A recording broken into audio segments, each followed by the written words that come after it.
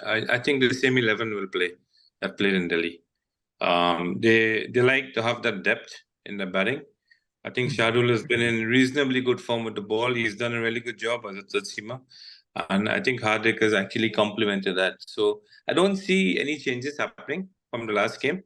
And you probably won't see too many changes in the World Cup unless someone is injured.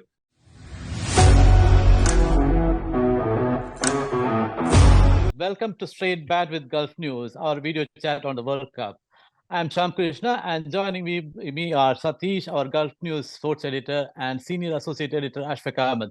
We have two very special guests today, Robin Singh, former India player and former UAE coach. We have UAE opener with us, that is Chirag Suri. Welcome, gentlemen. Welcome to the show. Thank you, Shyam. Thanks, Shyam. The World Cup has been 10 matches old, lots of action, and at least one major upset. So let's dive in and find out what our guests have to say. Robin, first up, it's you. What are your impressions of the 10 matches so far? I think it's pretty keenly contested.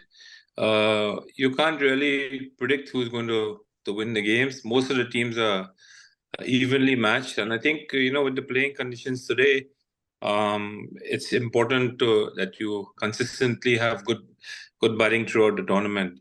I think the key factor will be the bowlers, right? Whichever team has good bowling, especially in the middle overs of the game, they're the ones who are going to actually succeed. Because and if you take the India-Australia game, for example, where India won, I think that's where they strangled the Australians.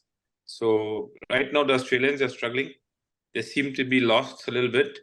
I think the combinations are all over the place.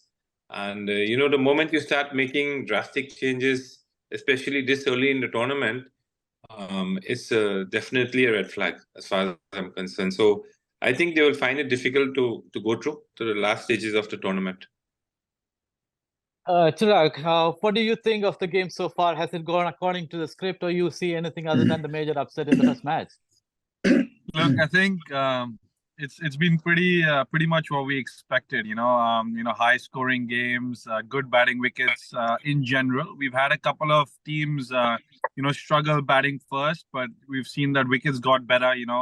Second half of the game. I think overall, I think the surprise for me has been the way South Africa came out and they've played. I think they've been very positive, looking very solid. Batting wise, bowling wise as well, the spinners as well.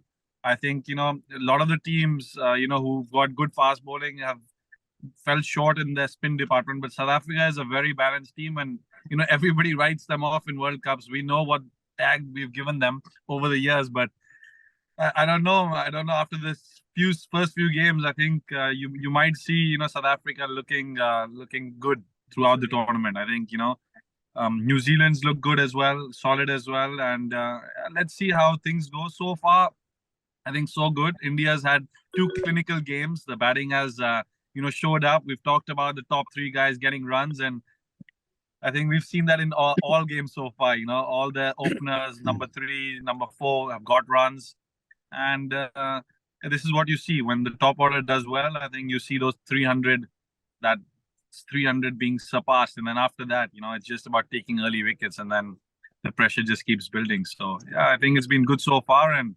exciting day tomorrow. All right, before we come to tomorrow's match, Satish, 10 matches gone so far in the tournament. Do you see any kind of a pattern or a trend emerging? It's by and large, as we all spoke about it, it's good start. The spinners come into the play in the middle overs. You need to curtail the runs. Of course, the early wickets, if you could get, because in one-dayers or T20, the start is making a big difference these days. So if you look at the teams that have done well, all the teams that have done well have been served well by the openers. So I think we are very much seeing a very similar pattern. But yes, as we thought, the surprise package was South Africa doing well, at the same time Australia not doing well. Yes, Australian didn't have the team coming into the tournament. The spinning department was pretty weak. At least I thought the batsmen would do well. But sadly, in 2 matches, they have not crossed 200 runs with such a strong batting lineup. That's a bit of a worry for them. As Robin says, they have made 2 changes after the first game, which is something we don't do in such a long tournament. So this is in all, it's going in a very nice way towards the teams that are already in the victory with a couple of wins in their kitty. At the same time, it's going to get worse and worse for the teams that are not got any victories, because almost every team has played 2 games, and the gap will start building up from now on if the team don't respond in a positive way. Ashfaq, you are a Pakistan expert, so I'm going to pepper you with questions on Pakistan. In our last video chat, you said the bowling was a worry, but batting doesn't seem to be a worry. And after having chased down a record score against Sri Lanka, your impressions? Yeah, Sham, as I said, Pakistan's batting was worry, but they are doing well, very well. And the last chase, highest ever chase, 344 runs in the World Cup, that proved that Pakistan has a strong, very strong batting lineup compared to its bowling attack. Bowling attack, Shaheen Afridi is not performing. And apart from Haris Rauf, Hassan is doing well. He was picked for Naseem Shah, replacing Naseem Shah. But I would say that it's a huge morale boosting last win, because that proved that they are able to chase. And this is a good sign for Pakistan. And coming to this big match with this big win is definitely a positive sign for the team. Yes, Robin, back to the India scene, basically. Before the World Cup, they talked about the India conditions, the subcontinent conditions, and where spin will play a huge role. But we have, by and large, got batting wickets. Do you expect this trend to continue with the trend of high-scoring matches? Yeah, I mean, if you look at the wickets in India, most of the wickets, right, and especially at this time of the year, the wickets are generally good for batting, right? They're not tired wickets. It's the start of a season, so you'll get reasonably good batting wickets, I'm pretty sure. And remember, each venue had enough time to prepare those wickets as well, right? So, and it's not the hottest part of the year, so you'll find that the wickets are generally very good for batting. If you look at any of the venues, it's relatively the same. Chennai probably has been one of the hottest places, and we've seen that the wickets are a little slow, right? But apart from that, I don't see much change in what we expect in terms of good batting surfaces throughout the venue, and I expect the same tomorrow as well for the game in Ahmedabad. All right. We will come to the Ahmedabad match a little later, but Chirag, have you had any surprises in the tournament so far? Okay, the biggest surprise was England, but other than that, look, I think not surprises, I would say, but you know, I've been you know, we've been quite right in terms of what discussions we had previously as well. You know, I think we saw that the teams in general, you know, with the strong batting up top and the guys delivering up top, you know, when I think we missed Shubman Gill from an Indian point of view. I think especially in that first game, you know, when, you know, we lost those couple of early wickets, you know, Ishan played a reckless shot, you know, when you don't need to, you're chasing such a low score, and then you lost another couple of wickets. So you need a stable opening combination. You need a stable number 3. And we've seen, you know, Quinton de Kock getting runs, and you've seen how smooth it's been for South Africa. You've seen Rachin Ravindra score runs and how it's been for New Zealand. So that top 3, like we said, you know, once they deliver, I think it's smooth sailing, you know, for the teams, you know, when they have, you know, good opening stands, especially up top. My surprise would be, I think, England. I've not been, you know, impressed with what the way England has played so far. I think they've fallen a bit short of their expectations, you know, especially with the amount of cricket their players have been playing, you know, with the IPL and, you know, coming to India so regularly. I would have felt that they would have adapted to the conditions faster, but you know, it's still early days. We can't write anyone off right now, but I was expecting a better show from England, I would say. And South Africa has surprised me, like I've said, and Sri Lanka, again, the batting exceptionally well.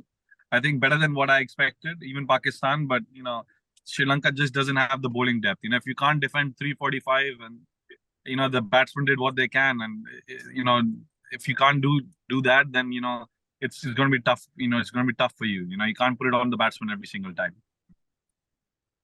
Satish, in terms of surprises, Australia's capitulation in 2 matches has been a surprise, isn't it? But you also previously had talked about how thin their spin department has been.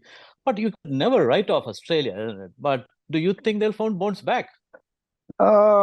They should, Sham, but I doubt, because this time both the departments look very thin. I don't know what went through their selection process. If you look at the batting, is dependent on two main batsmen, Warner and Smith, and the bowling is also on the 2 or 3 fast bowlers that they have. And on Indian wickets, the fast bowlers generally don't get enough purchase.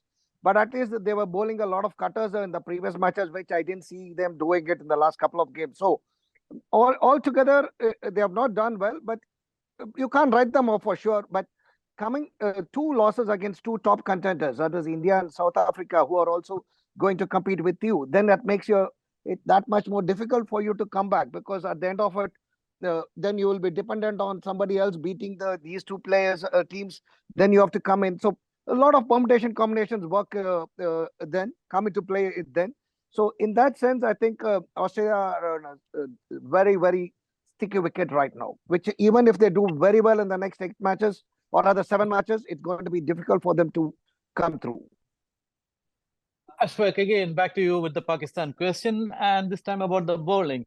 Is bowling a worry, especially the spin? I would even say the paceman also. Shaheen Shah Afridi has not been at his best, and the spin has been quite bad for Pakistan. Yeah, absolutely, Sham. I would say it's only trump card is Haris Rauf. I think they should play this leg spinner against India. I would insist on that, because this is the time for him to prove himself. As a new guy, India team hasn't played him. And of course, Shaheen Shah Afridi have to perform tomorrow, otherwise there is no other match to perform. And they have been talking. Mickey Arthur apparently has devised some secret plan with the team yesterday in the nets. So so let's see whether it works or not. Ashfaq bhai, did they call you? Did they call you with a secret plan? I mean, kind of plan, but they hope they can break the jinx this time, World Cup jinx. 7 losses in the last 9 World Cups, so they are hoping for this. I would personally say if Pakistan win the toss, they should elect to field. I think their batting lineup is better than their bowling lineup right now. Asad Shafiq is firm. Openers is the key. Babar Azam hasn't fired yet. He has to perform, otherwise it's going to be tough call. Robin, you've been part of the India setup. You have an insight into them. After 2 matches, what do you make of the Indian team? Because generally the public goes like after 2 big wins, they say India is the team to beat, or they're going to win the World Cup. But give us a reality check on the situation. I think it's pretty simple as far as I see it. I mean, judging from the comments that I've heard and some of the interviews that the players have given, and most of the players who I know, I think they consider it a pretty special World Cup in India. Most of the players are on the verge of playing their last World Cup, and I would say that most of them are actually in pretty tough form. So the fact that they're extremely mature players now. If you see the approach of Rohit Sharma, for example, it's not just about this game, but I've been watching him for the past 6 months. He's changed his approach. He's a lot more solid, and he's critical to the success of the team. And similarly with someone like Kohli, I think for me the biggest plus has been KL Rahul. He's somebody he's stepped up, and has played as well as anybody else, and that has really actually strengthened the depth of the batting. And I would say that most of these guys would take the game as a particular game rather than taking it as an India-Pakistan game, to actually eliminate all the outside pressure that is happening, right? And if you see that they're not too much into the news, they're pretty much in their own space, and that's how you would probably want to be in a tournament like this, because it's a pretty long tournament, and you need to ensure that you don't get into any unnecessary stuff. You stay calm, you prepare yourself well, and you don't have to really practice during these tournaments, because I think you've done enough practice. It's only really to go there and execute what you want to achieve. I think importantly, I think the overall department, the overall team is doing really well. The bowling is looking really good, and you still have you have someone like Shami who's sitting out, who's a top bowler, right? So If I do have a comparison with the Pakistan team, there are a few holes in the Pakistan team at this point in time. They have to fill a few gaps.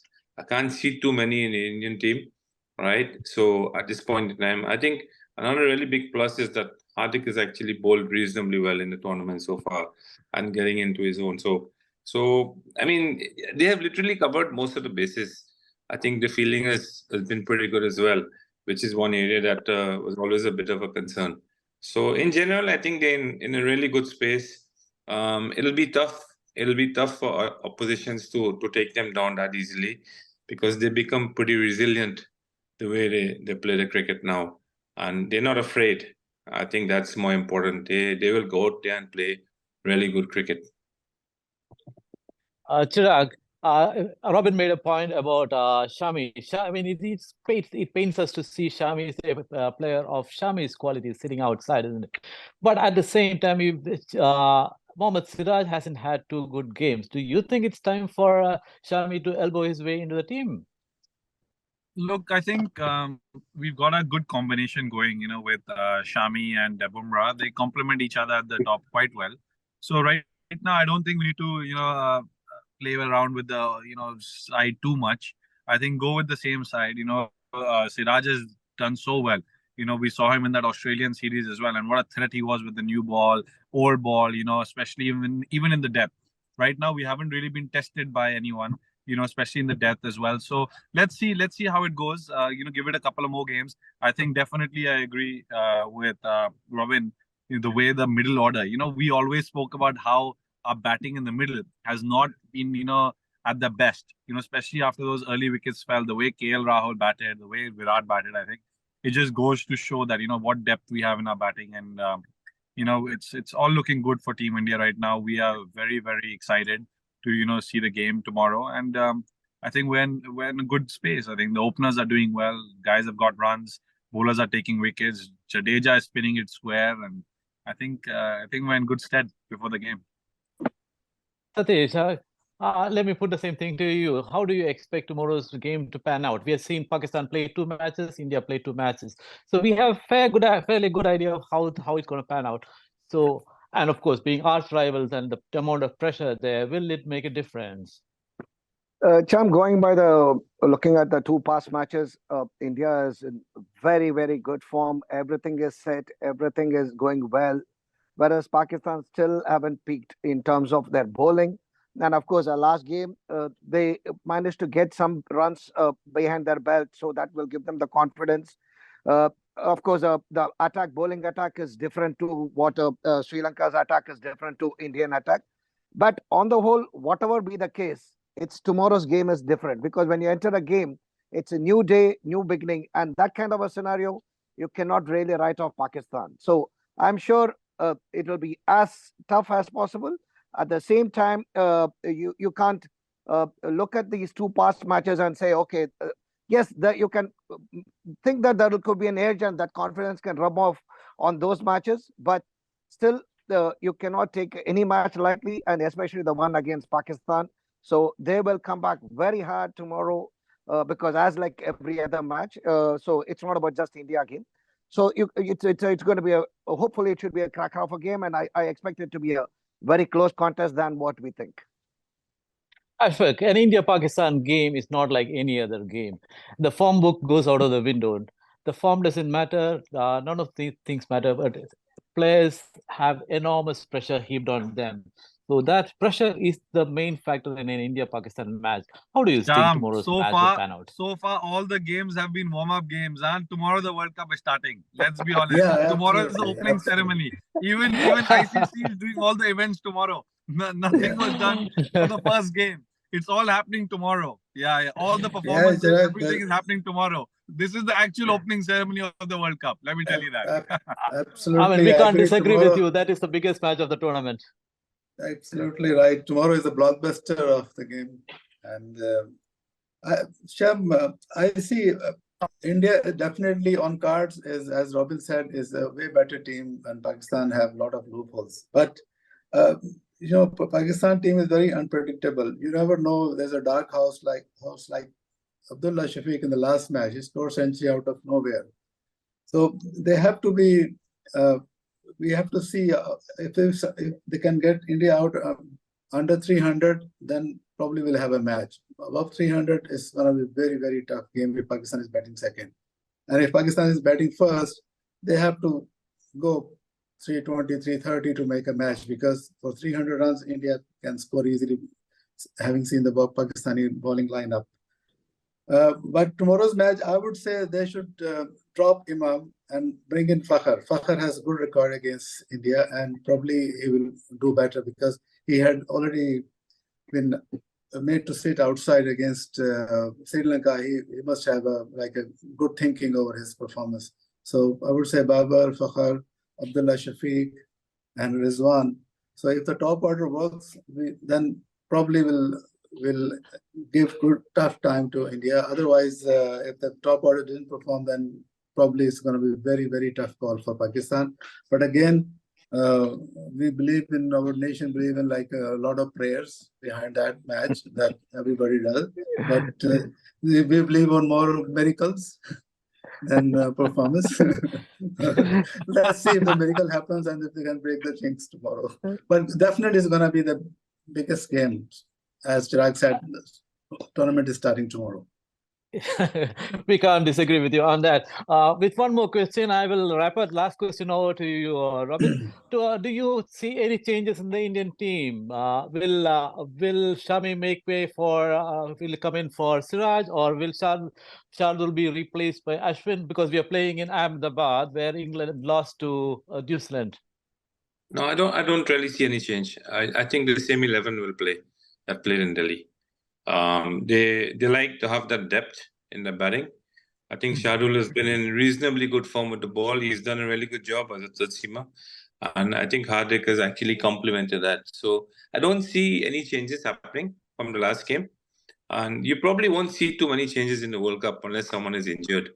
If at all, I don't really know if Shubman would play. I think it's very tough coming back from that, dengue. You need to rest up because it's a high pressure game and you don't want to get into a situation where there is a relapse or something. So I honestly speaking, I see the same team playing tomorrow.